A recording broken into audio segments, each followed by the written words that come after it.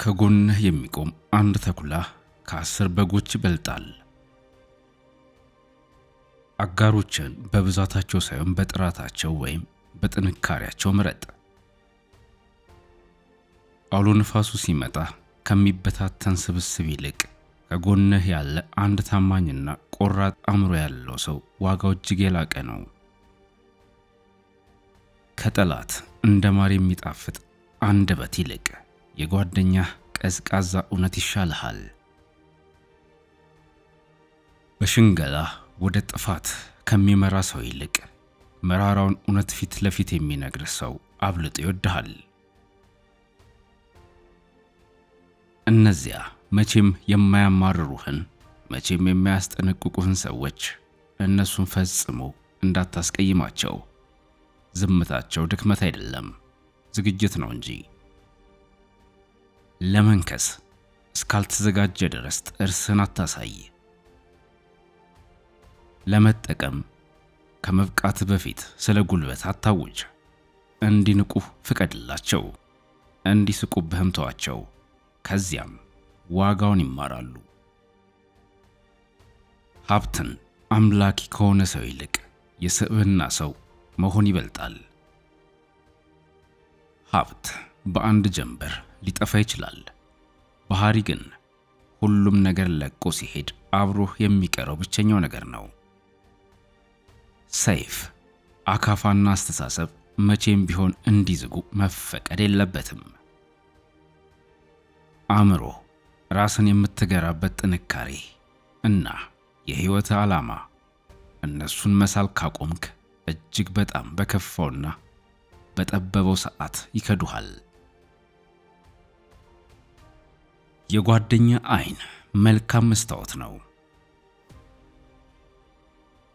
እውነተኛ ማንነትህን ማወቅ ትፈልጋለህ? የራስህን ጥላ ወይም ነጸብራቅ አትመለከት። ይልቁኑ የቅርብ ጓደኛህ እነማን እንደሆኑ እይ። እነሱ የአንተ ትክክለኛው ነጸብራቅ ናቸውና። ያለምንም ጉድለት ፍጹም የሆነ ጓደኛ የምትፈልግ ከሆነ እድሜ ልክህን ያለ ጓደኛ ትቀራለህ። ፍጹም የሆኑ ሰዎችን መጠበቅህን አቁም። እነሱ የሉም፣ አንተም ብትሆን ፍጹም አይደለህም። አፉን የዘጋ ባለ ብልህ አእምሮ ነው። በአንድ ክፍል ውስጥ ያለው እጅግ ኃይለኛው ሰው ብዙውን ጊዜ ድምፁን ከፍ አድርጎ የሚጮህ ሰው አይደለም። እሱ ዝም ብሎ የሚታዘበው የሚያዳምጠውና ነገሮችን የሚያሰላው ሰው ነው። አንደበቱን የሚጠብቅ ወዳጆቹን ይጠብቃል። ቃላቶችህ መሳሪያዎች ናቸው። መሳሪያን ያለ ጥንቃቄ መጠቀም ደግሞ መጀመሪያ የጨበጠውን እጅ ያቆስላል። ከአንተ ጋር ሆኖ ሰውን የሚያማ አንተንም ለሰው ያማል። በፊት ለፊት ተቀምጦ የሌሎችን ሚስጥር ሁሉ የሚዘረግፍልህ ሰው ልክ አሁን በዚህ ሰዓት ያንተን ሚስጥር ለሌላ ሰው እያካፈለ ነው። ለአሳማ ጣፋጭ ፍሬ አትወርውር፣ ለሰነፎችም ምክርህን አትለግስ። ሁሉም ሰው ያንተን ጥበብና ምክር ለማግኘቱ ብቁ አይደለም። ከመናገር በፊት የሰዎቹን ማንነት ማንበብን ተማር። ጭጋጋማ ክረምት አስደሳች ጸዳይን ያመጣል። አስደሳች ክረምት ደግሞ ጭጋጋማ ጸዳይን ይወልዳል። ሕይወት ምቾትን ብቻ ለሚጠብቁ ሰዎች ሽልማት የላትም። እጅግ ከባዶች ወቅቶች በውስጥ የሚገነቡት ነገር አለ።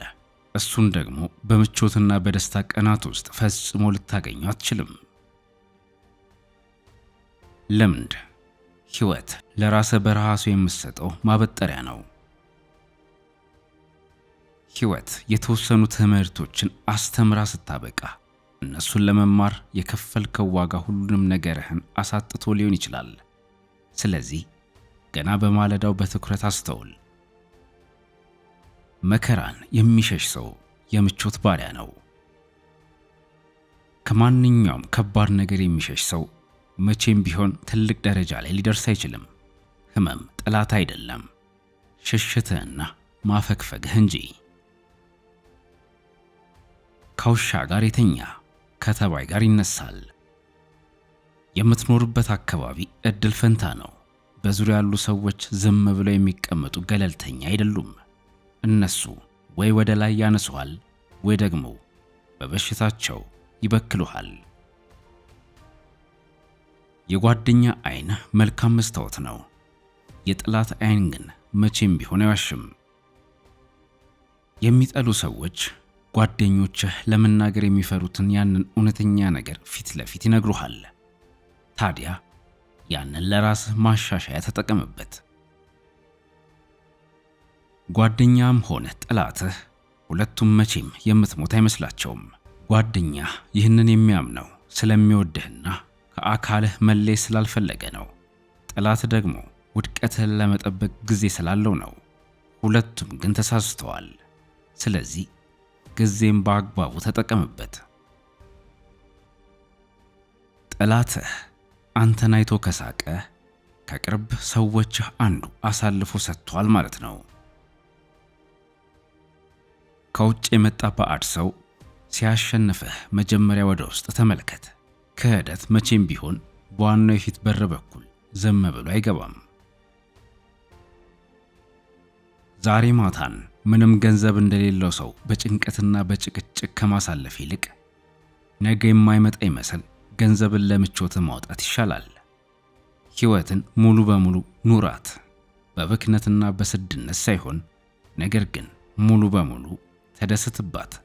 ተቆጥቦና ተደብቆ የተቀመጠ ሕይወት የባከነ ሕይወት ነውና። ፍቅር አስቀያሚ ነገርን ይሸፍናል፣ ጥላቻ ደግሞ ብዙ ጉድለቶችን ያሳያል። ፍቅርም ሆነ ጥላቻ ነገሮችን በትክክል አያዩም፣ ሁለቱም እውነታውን ያዛባሉ። ለመቆም እጅግ ብልሃተኛውና ጥበበኛው ስፍራ በሁለቱ መካከል ያለው መካከለኛ ቦታ ነው። አብልጦ የሚወድ ሰው አብሮ ይቆያል። አንተ አብልጦ የምትወደው ሰው ግን ሙሉን ኃይልና ስልጣን በእጁ ያደርጋል። በፍቅር ውስጥ ደግሞ ስልጣን እጅግ አደገኛ ነገር ነው። የጠገበ ሰው የተራበውን አይረዳም። ምንም ነገር ሳይኖርህ እነሱ በቆሙበት የህይወት መስመር ላይ በትክክል እስካልቆምክ ድረስ ማንንም ሰው በትክክል ልትወቅሱ አትችልም። በህይወት ውስጥ ነፃ የሆኑት ራሳቸውን መግራት የቻሉት ብቻ ናቸው። ራስን መግራት ካልቻልክ አንተ ባሪያ ነህ። ለስሜት መዋዠቅህ፣ ለፍትወትና ለስሜትህ የምትታዘዝ ባሪያ። የአይሪሽ ሰዎች ዘመናዊ የሥነ ልቦና ሳይንስ ስም ሳይሰጠው ከብዙ ዘመናት በፊት ይህንን እውነታ ተረድተውት ነበር። ራስን መግዛት ማለት መገደብ ወይም መታሰር አይደለም። እሱ እጅግ የላቀው የነጻነት ማማ ነው እንጂ። ለራስህ ልትሰጠው የምትችለው ታላቁ ስጦታ ሌሎች ሰዎች ስለ አንተ ከሚያስቡት ነገር ነፃ መሆንን ነው። አንተ የተፈጠርከው ለታዳሚዎች ትወና እንድታሳይ አይደለም። የተፈጠርከው ለመኖር ነው። ሌሎች ስለ እኔ ምን እንደሚያስቡ ግድ የለኝም። ሕይወቴን በራሴ ሕጎችና መርሆች ደስተኛ ሆኜ እኖራታለሁ። ይህ ትዕቢት ወይም እብሪት አይደለም። ይህ ራስን በራስ ማስተዳደር ነው። በሁለቱም መካከል ሰፊ ልዩነት አለ። አያትህ ምንም ያህል ታዋቂ ቢሆንም እንኳ የራስን እድገት ማደግ ያለብህ አንተ ራስህ ነህ። ታላቅነትን ማንም አይወርሰውም።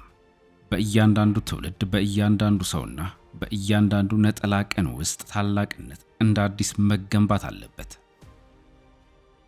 በበልግ በአዝመራ ወቅት ካልዘራህ በበጋ በመከር ወቅት አታጭድም። አሁን የምታባክነውን ጊዜ በኋላ ላይ ታለቅስበታለህ። በትዝታ ወይም በቁጭት ብቻ አይደለም፣ በረሃብ በችጋር ጭምር እንጂ። በቤትህ ውስጥ ምንም ያህል ብዙ ችግሮች ቢኖሩህም መተኛት የምትችለው በአንድ አልጋ ላይ ብቻ ነው።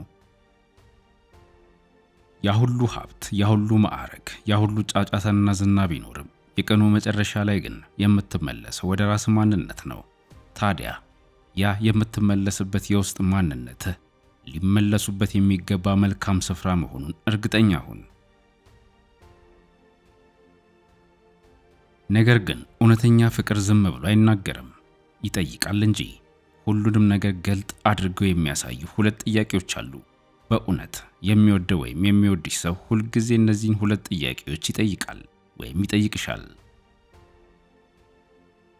የመጀመሪያው ደህና ናችሁ የሚለው ነው። በጽሑፍ መልእክት ወይም በቴክስት አይደለም፣ ነገር ግን አይን አይናችሁን እያዩ የሚጠይቁት እናንተ ገና አንዲት ቃል ሳትናገሩ በፊት አንድ ያልተስተካከለ ነገር እንዳለ ስላስተዋሉ ነው። ሁለተኛው ምን ትፈልጋላችሁ ወይም ምን ያስፈልጋችኋል የሚለው ነው። ይህን የሚጠይቁት ምን ማድረግ እንዳለባችሁ ለመንገር አይደለም፣ እናንተን ለመጠገን ወይም ለማስተካከልም አይደለም። ልትሰሙ የምትገቡ ክቡር ሰዎች እንደሆናችሁ እንጂ ልትፈቱ የመጣችሁ የቤት ሥራ ወይም ችግር እንዳልሆናችሁ ስላወቁ ነው። ነገር ግን በዚያ ሁሉም ነገር ተስፋ ባስቆረጣችሁ ቀን ደህና መሆናችሁን የሚጠይቃችሁና እውነተኛውን መልሳችሁን በትዕግስት የሚጠባበቅ ሰው እሱ በሕይወታችሁ ውስጥ ልታስቀሩት የሚገባው እውነተኛ ሰው ነው።